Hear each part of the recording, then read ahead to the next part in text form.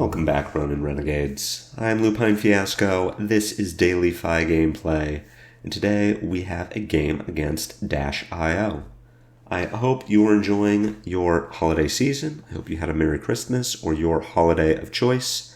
I appreciate you coming back after I took yesterday off to spend with my family, but the fun is over. We're back to talking about Flesh and Blood. If you are new to the channel, welcome. What we do here is review replays of games that I have played on the Talishar client days or weeks ago. After enough time has passed that I lose my bias, I can more objectively judge the quality of my play, more accurately identify my past mistakes. I will talk through turn cycles as if I were taking them now and explain my thought process for the lines that I take, and compare that to what I did at the time of recording. We either learn from my mistakes or internalize good play patterns, with the overall goal of tightening and optimizing our gameplay in the future, to take down paper events like ProQuests or Road to Nationals, and most importantly, walk away with that shiny, shiny cardboard. Today's game features my Switchblade list, and if you would like to check that list out or try it for yourself on Talishar, the FaB deck link is available in the video description below.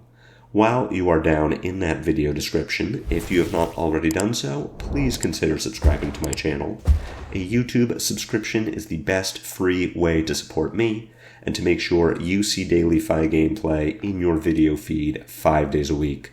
The best paid way to support me is a Patreon subscription, and a Patreon link is also available in the video description below. A Patreon subscription will get you Discord access, your name could be featured in every daily FaB gameplay video, and there are even more exciting bonuses to come. Daily FaB gameplay will always be free 5 days a week, so for those who can afford to patronize me, I truly appreciate it. With all that out of the way, let's get into our sideboard and our game plan. We win the die roll, and we will choose to go first. This is a deviation from what I have told you to do in the past, but as has been explained to me, going first is absolutely correct in this matchup. -IO lists may vary, but looking at Thomas Dowling's second place Calling Melbourne list, he runs 20 items across the main board and sideboard, and any number of those may wind up in his deck for this matchup. Items don't block. So if Dash draws into 1 or 2 items in her opening hand, she will not be able to block our first attack, so we can leak a little damage over the top of her blocks. But more importantly, unless she has an item on the top of her deck that she can pitch for, she doesn't have a way to filter those items out of her hand.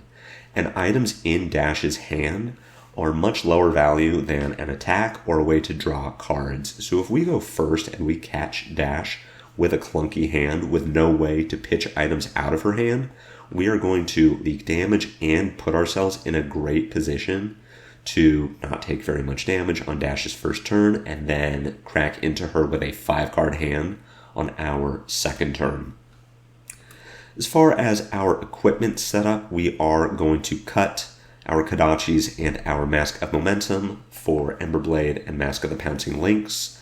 There's been some discussion in the official FaB Discord that Kodachis may be the way to go here, as they create additional chain links that Dash has difficulty blocking and can help set up for a bigger Salt the Wound. But in my experience, -IO runs Dissolving Shield against FaB, and Dissolving Shield is a way to prevent the damage from both Kodachis and a Phoenix Flame, as opposed to just stopping the Searing Emberblade damage. So in my experience, Kodachis are actually worse for pushing a big Salt Wound because of Dissolving Shield. I prefer to play Emberblade.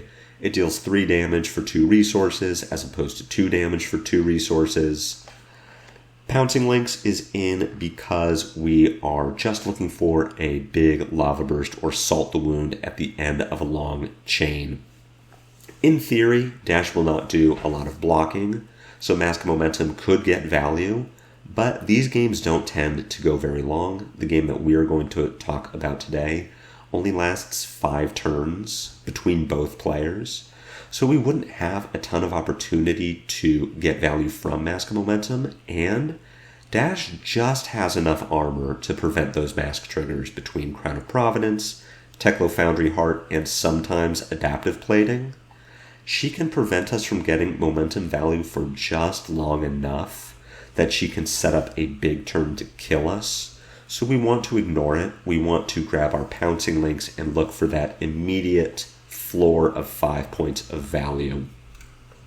Mechanologist doesn't deal arcane damage, so we wouldn't bring our Spell Void equipment, and we only have the Snapdragon Scaler, so we are going to run with this loadout. As far as the 60 cards in the main board, we will be cutting our Bleed Out and our Ravenous Rabbles in favor of our Spreading Flames and our That All You Got. The Bleed Out cut when we are using Emberblade is pretty standard, as Bleed Out as a 2-for-4 Go Again 2 block is pretty bad if we can't discount it with Kodachi damage. And That All You Got is great against Gun and Blues. It's going to prevent the 2 damage from the Symbiosis shot, and it is going to replace itself at the end of Dash's turn. It isn't insane value by any means, but it is a way to prevent damage over the course of a short game that should hopefully let us edge her out at the end. The Ravenous Rabble cut is due to the fact that we are cutting reds to add yellows into our deck. Now we do want That All You Got in for this matchup. So another cut might be Double Strike. I usually tend to like cutting Double Strike when I'm running Mask of the Pouncing Lynx, as a 0-for-2 is pretty junky. But if we are cutting reds to add yellows to our deck, and we already have a high number of non-reds in our deck, at this point it is 1/3 of our deck, Ravenous Rabble gets worse. So we're just going to cut it. We're going to put in something that has consistent value, and we're going to run with this 60. The game plan is a race. We are treating Dash almost like physical Kano, where she is trying to set up a combo off of 5 cards involving a wide number of power cards in her deck: Tome of Fiendal, Spark of Genius, High Octane, Maximum Velocity, and any of her items off the top of her deck, such as Boom Grenade, or even Backup Protocol Red or Blue, are going to help her achieve a large number of chain links for a high amount of damage. And if that combat chain ends with a max velocity or a pulse wave harpoon, it's going to let Dash get very far ahead in the matchup. Tome of Fiendal out of Arsenal with an extra action point generated by cranking an item played from the top of the deck, or Achilles Accelerator, will give Dash a little more momentum in her turn by drawing extra cards, but the life gain off of playing Tome from Arsenal is so good in a aggro race. So we are trying to kill Dash very quickly. It's another reason why we're bringing Mask of the Pouncing Lynx, because we just need the game to end fast before Dash can set up these big turns that gain life and deal a ton of damage. We're looking for maximum offensive value. We don't really care about blocking. If we're blocking in this matchup, we're losing. So we are trying to get the most offensive value out of our hand as possible. We are probably not blocking outside of some extreme circumstances. We're going to see one of those circumstances in this game. So let's just jump into it and we can see how all of this planning comes together. Our Phoenix Flame goes to discard. We are going to give Dash.io time to determine whether she will be using Adaptive Plating. And we can see that she isn't, opting for Goliath Gauntlet instead. It's great news for us, honestly, with the number of items that Dash can put onto the battlefield and get value from cranking. Adaptive Plating is 3 points of value most times compared to Goliath Gauntlet, which is 2 points of value. Outside of the Goliath Gauntlet, Dash's loadout looks very standard, so let's take a look at our opening hand. With us on the play, we want to arsenal something, in addition to throwing damage at Dash to try and take advantage of a clunky hand. And we have a good setup to do it. I am interested in playing Brand with Cinderclaw and Rising Resentment, and pitching Salt the Wound to attack with the Emberblade. Ideal sequencing here would be Brand with Cinderclaw first, then pitch Salt the Wound to Emberblade, then play Rising Resentment. I am not necessarily looking to trigger Rising Resentment to banish, then play Bittering Thorns for free, but it's nice to have the option. And depending on how much damage Dash has taken up to this point, I may want to skip the arsenal and just throw a ton of damage at her. I instead choose to open with Rising Resentment. It's fine, honestly. Another point about leading with Branded Cinderclaw is it may scare Dash into blocking a 2-power attack with a 3-block card. If the Rising Resentment then hits later in the turn and Dash does not have a card to block it, we may get an extra point of damage across.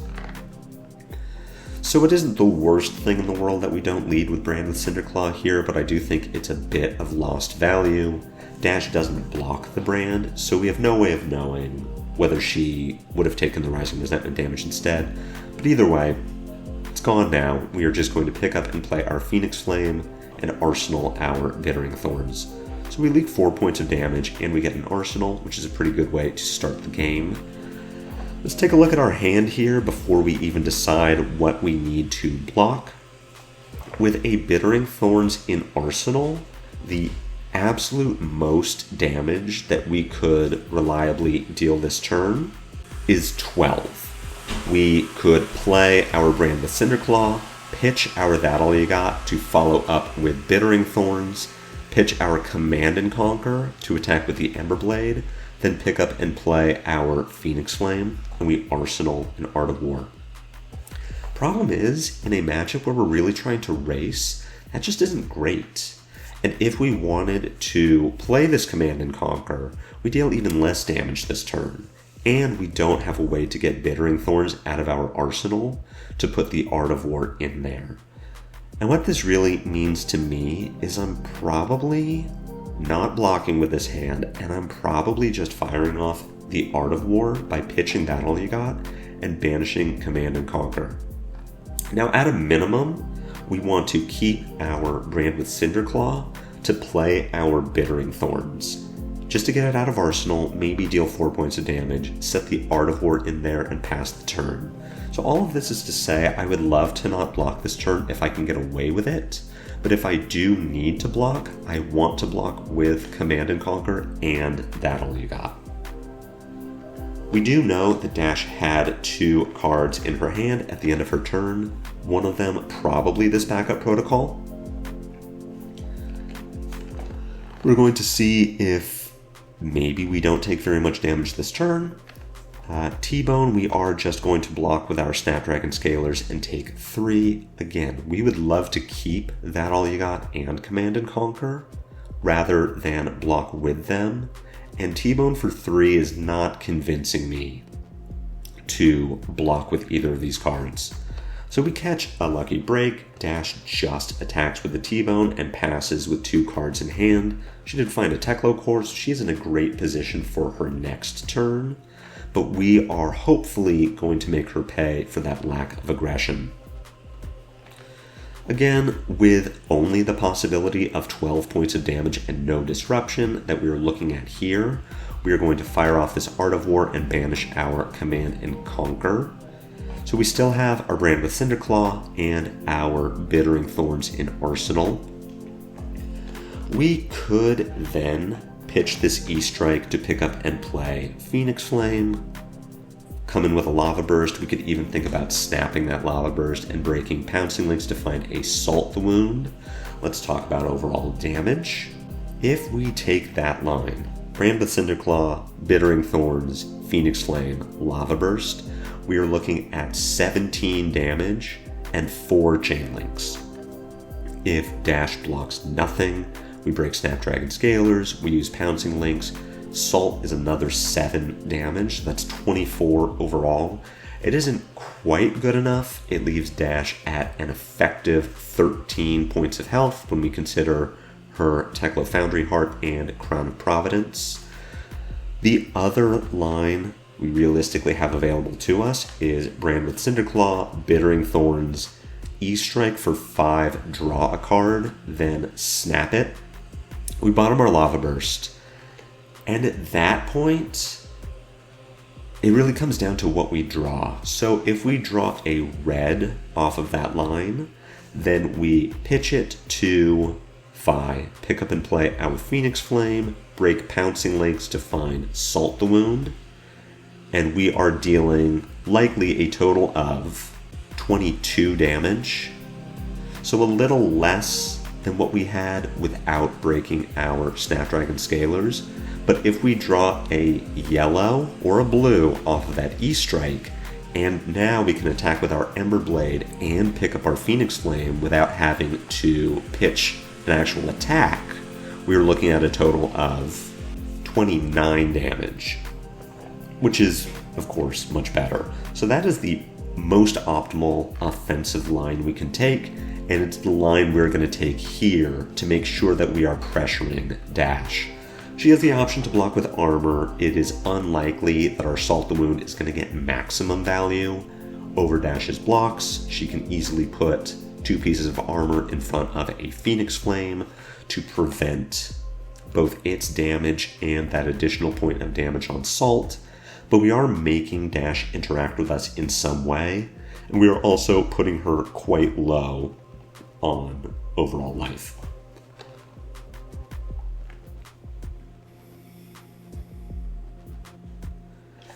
Dash lets the Bittering Thorns go unblocked. That's great. Our E-Strike is going to get an additional point of damage on top of the Art of War. We aren't going to break our Pouncing Links yet because we need to know if our Salt or our Lava Burst will get more value. The deciding factor is whether this E-Strike hits, and it appears that it will. Lava Burst, as its Rupture, gets +3 power. With 3 hits on the chain, Salt the Wound gets +3 power. And we have 2 more attacks coming this turn. So our Salt will absolutely be worth more than a Lava Burst would. And that is the deciding factor. If Dash was going to block the E-Strike, the Ember Blade, the Phoenix Flame, we would want to grab Lava Burst just to make sure that we are getting greater value. But overall, it is easier to trigger the Rupture on Lava Burst than it is to put 3 hits on a chain for Salt the Wound. So it's better to grab Salt with Pouncing Links when we know it'll be worth more. Taking a look at this hand, we see that it isn't exactly the hot fire we were looking for, but it'll deal quite a bit of damage if we need it to. Ronin Renegade and a blue equal 7 points of damage between the Ronin, Ember Blade, and Phoenix Flame. Double Strike with the Shuko trigger is another 3 points of damage. So we are looking at 10 overall, with an E-Strike going into the arsenal. Alternatively, we could attack with Renegade, Ember Blade, Phoenix Flame, E-Strike, bottoming the Double Strike for 14 points of damage and no arsenal. That might be the line we want to take. We see that Dash is at an effective 12, so we would get a card from her hand if we took that line. The highest offensive value line we can take is Renegade, Ember Blade, Double Strike, E-Strike, bottoming Phoenix Flame, and that is 15 points of damage. Maybe that's worth it if it means getting multiple cards from Dash's hand, but it's unlikely that we're going to want to bottom our Phoenix Flame for that extra 1 point of damage, considering how much damage we lose in future turns by not having that Phoenix Flame. So for now, I'm thinking that it is worth keeping this entire hand if we can, that E-Strike is worth more offensively than it is defensively. But worst case, we lose the E-Strike, we still push 10 points of damage between Ronin, Double Strike, and Brand. But if we did need to block extra attacks as well, we would give up the Double Strike and just keep our Ronin and our blue for 7.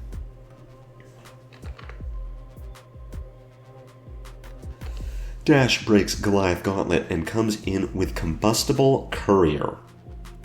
This is an interesting one because the Courier itself is worth 9 points of value overall. 6 damage on its face, and it's an extra 3 damage for whatever comes behind it.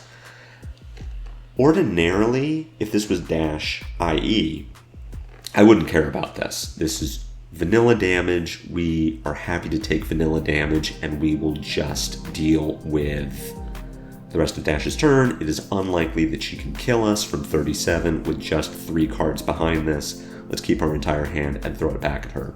The problem with Dash IO is what that 3 damage represents. That represents heist, grabbing an item out of banish, cranking it, getting an extra action point.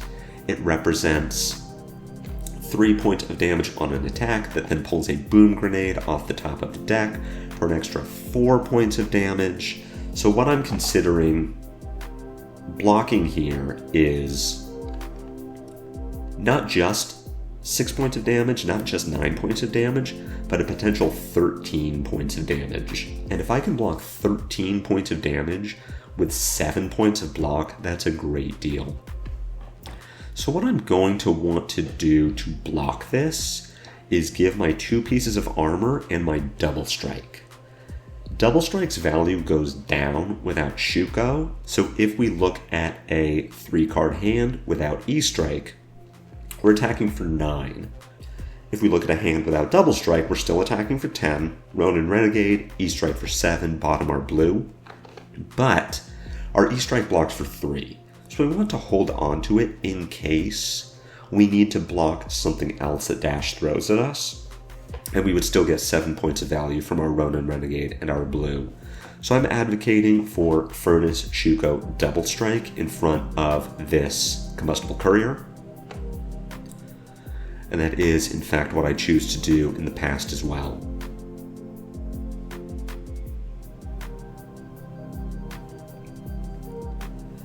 Dash follows up with a 0 to 60. We don't care. We will take 4 points of damage. She finds a boom grenade off the top, so we will be taking 8. You can see what I'm saying. If we had let this Combustible Courier hit, we are at 20 here. Instead of 29. Dash finds a tome out of Arsenal, so she gains 2 and comes in for another 3. And that life gain is relevant, because now we aren't presenting lethal in any way, especially considering that Dash still has armor. So that is going to change our turn a bit. We are interested in keeping this E-strike. We are just going to Renegade Emberblade Phoenix Flame for 7, stick the E-strike in Arsenal, and hope that Dash can't kill us from 24. She gives us a card on defense, so I'm slightly more hopeful that she can't kill us. Keeping in mind, of course, Dash still has the Teklo Core that is going to give her 2 resources. That's effectively a card from hand. And she cycles out the Arsenal. Doesn't change what we're doing on our turn. We are still just going to come in with our Phoenix Flame and Arsenal this E-strike. Drawing into an interesting one here. I believe the most value we can get from this hand without knowing what the Ancestral Empowerment draws is 16. And that is coming from Bittering Thorns plus Ancestral, hitting for an effective 6. Double Strike then coming for 8. E-strike bottoming whatever we draw off the Ancestral for 5. With Go Again, that's 13. And Emberblade finishing this chain for 16. That's pretty good. The math obviously changes if Ancestral draws a starter, if it draws a Ronin Renegade. Now our Emberblade has Go Again. So bottoming a double strike to E-strike as a finisher becomes higher value than playing the double strike. But overall, what I would like to do with this hand, keep 1 card, of course, so that we can play our E-strike and draw a card if we need to. But if nothing else, keeping double strike and Ancestral Empowerment is probably the highest value we can get, as it does present lethal. Double strike and Ancestral Empowerment is 3 points of damage, and E-strike bottoming whatever we draw is 7. So we would get a block out of Dash. If we can keep this entire hand, that's better. And what I would want to give up first, if I needed to, is the Ancestral Empowerment. We get to keep our blue to play Bittering Thorns, which comes in for 4. E-Strike, bottoming double strike with Go Again is another 5, and Emberblade brings us to 12 or even 13 if the Thorns hits. 0 to 60 for 4 is not something I need to block. We are going to take that damage. Zipper hit here for another 4, something we'll take. It's all vanilla damage. We don't need to block any of this. We aren't going to play around a Boom Grenade off the top of the deck. Tome of Fiendal here draws into an extra 2 cards, which is good for Dash. She does need to break the Achilles Accelerator to do it. Finding Dissolving Shield off the top of the deck is pretty bad for us. She does not need to crank it. So this does change the math on our turn slightly. Not a ton. We'll take some pistol damage here, but it does mean that we aren't going to lead with Bittering Thorns. We're going to lead with Double Strike and hope that Dash wants to give us these Dissolving Shield counters on defense. We can play out our turn as described, leading with Double Strike instead of Bittering Thorns. Only because we know that Bittering Thorns is easy for Dash to block and prevent that damage. Dash shows a little discipline, does not use the Dissolving Shield on Double Strike, so it seems unlikely that Bittering Thorns is going to hit. We will Ancestral Empowerment Double Strike, push a little more damage against Dash. At this point with a CNC, we're happy to play it. Dash doesn't have Crown of Providence to protect the arsenal anymore, and we are going to get a card from her hand to prevent the Bittering Thorns damage.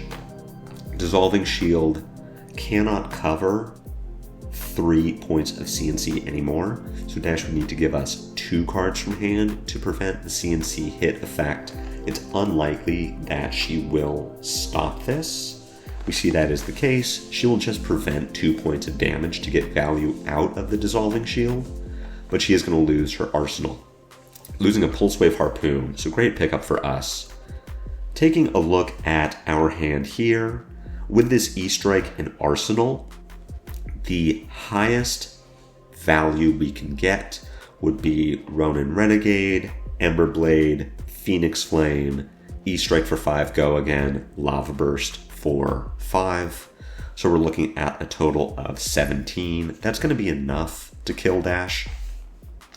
But we can also give up that 1 point of damage from the Phoenix Flame if we block with Lava Burst here. And then we would Renegade, Emberblade, pick up and bottom Phoenix Flame to E-Strike for 5, Go Again, Lava Burst for 5 for a total of 16 damage. That absolutely kills Dash. So I bring that up because I want to block with one of these Lava Bursts. I'm not concerned that Dash is going to have an on-hit effect that I care about. I'm concerned that I am not going to get full value out of these Lava Bursts if I hold them back. So we have a Pulse Wave Harpoon coming in. Dash floats a resource. I'm really not concerned with anything she can do. The worst case here is probably Boom Grenade off the top, crank. Pulse Wave Harpoon now hits for 8. Dash gets 2 points of pistol shot and has a 0 to 60 in hand, so that's a 16 point turn. If that is the case, then we want to be blocking early. We want to block the Pulse Wave, not the pistols. So we're going to block this with a Lava Burst just to get our 3 points of value. There is no Boom Grenade off the top. In fact, Dash does need to Teklo Foundry Heart. All she's going to do is play a Convection Amplifier, and we easily win this game. Ronin Renegade, Emberblade, E-Strike, Go Again, Lava Burst is going to take it. So overall, I think it was fairly close. Dash did not get that big explosive combo turn, but she gained a few life with the Tome of Fiendal. Maybe her opening draw didn't really go the way she wanted it to. We know she had at least one item in hand. That set her up for failure from the start, I think going first in this matchup is a huge benefit to us, and I'm glad that I've had my eyes opened to the logic behind that. I'm glad that I could pass that logic along to you all as well. We do need to get a little lucky in this matchup, just like regular Kano. If we were treating this as physical Kano, we need to pop off early, and we were able to do that with a good Art of War. But overall, just making sure that we're getting that maximum offensive value, but determining when the overall value of blocking something like a combustible courier becomes worth more than an extra point or two of damage on offense. I do hope you enjoyed this game. I hope you found it helpful. If you did, please head jab that like button. My comments are always open for any questions or feedback, and I will see you back here tomorrow for more daily FaB gameplay. Until then, take care.